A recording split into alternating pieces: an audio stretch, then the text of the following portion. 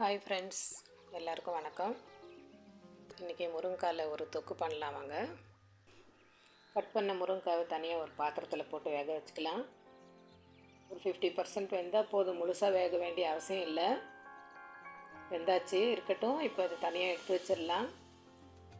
வானொலி சூடானதும் ஆயில் விட்டு அதில் நீல வாக்கில் கட் பண்ணி வச்சுருக்கிற வெங்காயத்தை போட்டு நல்லா வதக்கிக்கலாம்.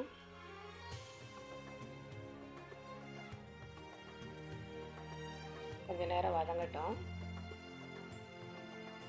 இது கூடவே ஒரு சின்ன துண்டு இஞ்சியும் ஒரு 5-6 பல் பூண்டும் சேர்த்து நல்லா வதக்கிக்கலாம்.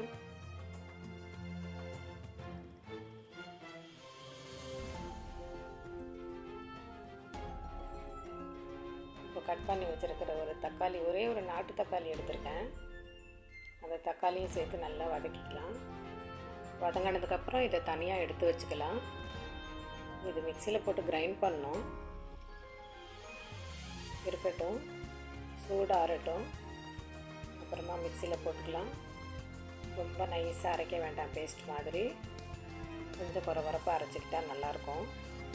அதே வானொலியில் இன்னும் கொஞ்சம் எண்ணெய் விட்டு சூடானதும் கடுகு போட்டு பொரிஞ்சதுக்கப்புறம் உளுத்தம்பருப்பு, கடலைப்பருப்பு எல்லாம் போட்டுக்கலாம். சீரகம் கொஞ்சம் சேர்த்துக்கலாம். கருவேப்பிலை, உரித்து வச்ச பூண்டு, ஒரு 5-6 பல் பூண்டு, உரித்த சின்ன வெங்காயம் எல்லாம் சேர்த்து நல்லா வதக்கலாம். நான் சின்ன வெங்காயத்தை அப்படியே முழுசாக போட்டிருக்கேன், எனக்கு அப்படி இருந்தால் பிடிக்கும். இப்போது கொஞ்சம் மிளகாத்தூள் சேர்த்துக்கலாம். ஒரு டீஸ்பூன் மிளகாத்தூள், ஒரு டீஸ்பூன் தனியாத்தூள் போட்டு நல்லா வதக்கி விட்டுக்கலாம். அதில் வேக வச்ச முருங்கைக்காயும் சேர்த்துக்கலாம். ஸ்டவ் சிம்லேயே இருக்கட்டும். இப்போ வெங்காயம் தக்காளி பேஸ்ட் அரைச்சி வச்சுருக்கோம் இல்லையா, அதையும் சேர்த்துக்கலாம். அதையும் சேர்த்துட்டு நல்லா வதக்கி விட்டுடலாம். நல்லா கொஞ்சம் நேரம் வதங்கினா போதும். அது வதக்கும் போதே பச்சை வாசனை எல்லாம் போயிருக்கும். ஸ்டவ் சிம்லேயே இருக்கட்டும். மிக்ஸி ஜார் அலம்பின தண்ணியை அதிலே சேர்த்துட்டு நல்லா கலந்து விடல. இப்போ தேவையான அளவு கல் உப்பு சேர்த்துருக்கேன்.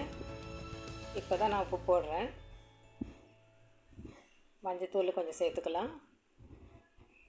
மெதுவாக அப்படியே கலந்து விடுங்க, ரொம்ப இதாக கலக்க வேண்டாம். முருங்கைக்காயெல்லாம் தனித்தனியாக வந்துடும். இப்போ தேவைக்கு ஏற்ற மாதிரி கொஞ்சமாக புளி தண்ணி ஊற்றி சேர்த்துக்கிறேன்.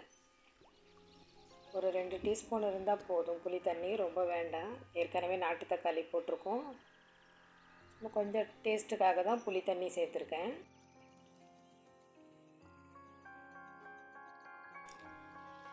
ஒரே ஒரு கைப்பிடி அளவு வேர்க்கடலை நல்லா வறுத்துட்டு அது மிக்சியில் போட்டு கொஞ்சம் குறப்பாக பொடிச்சு வச்சுக்கலாம்.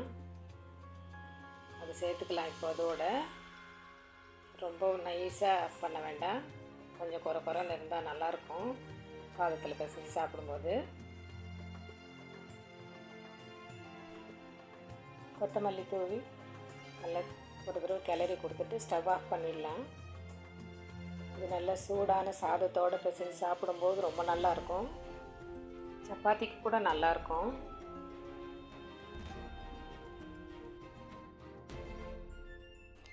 இட்லி தோசை கூட நல்லாயிருக்கும்னு நினைக்கிறேன்.